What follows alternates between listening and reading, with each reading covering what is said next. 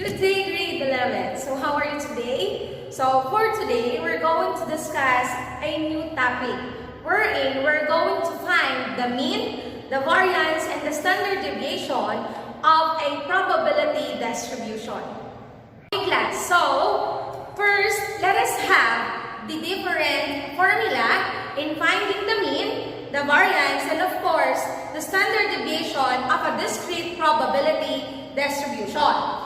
In finding for the mean or the expected value, so we are going to use this formula wherein we have the mean is equals into the expected value of x is equals into the summation of the product of our value of the random variable and the probability value of the random variable.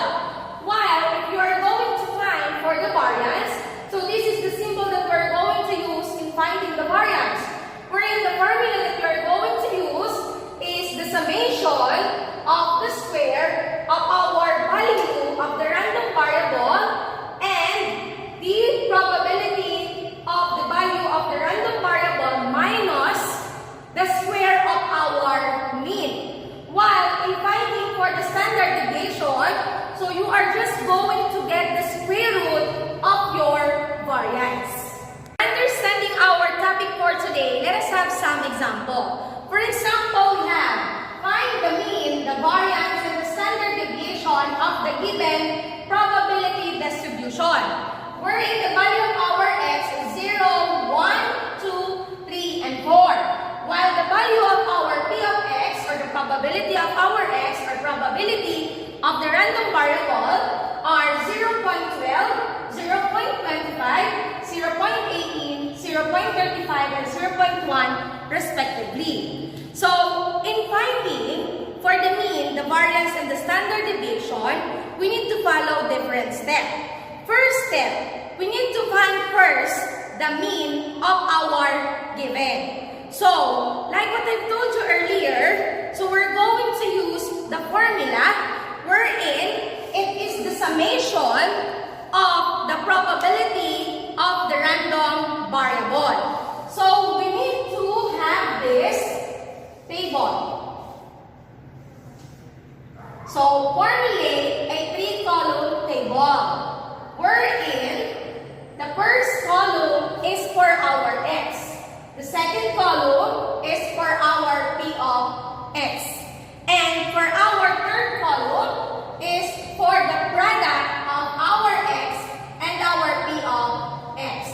Okay, so our x, or the value of our x, are 0, 1, 2,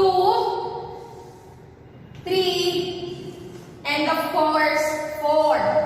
And then the value of our p of x is equivalent into 0.12, 0.25, 0.18, 0.35, 0.1. And then class, what are you going to do next? You are going to multiply this. 0 times 0.12 is equals into 0. 1 times 0.25 is equals into 0.25. 2 times 0.18 is equals into 0.36. 3 times 0.35 is equals into 1.05. 4 times 0.1 is equals into 0.4. And then, after you formulate this table, what are you going to do next? You are just going to get the summation of this column. Because, so we all know that we have here the summation of the product of our outcome and the probability of our outcome. So just add 0 plus 0.25 plus 0.36 plus 1.05 plus 0.4, and that is equivalent into 2.06. And then substitute in our given formula.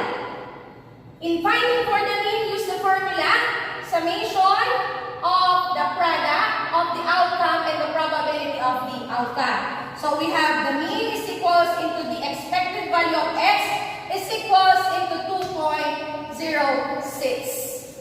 Okay, class. So after you find for the mean, wherein we get 2.06 as our mean or the value of our mean. So now, the second step that you're going to do is you're going to find for the variance. How are you going to find for the variance?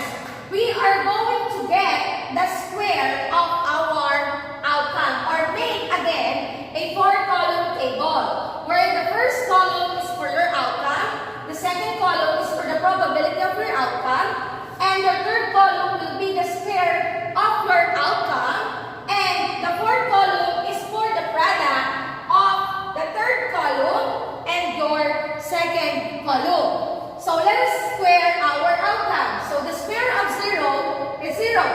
The square of 1 is 1. The square of 2 is equals into 4. The square of 3 is equals into 9.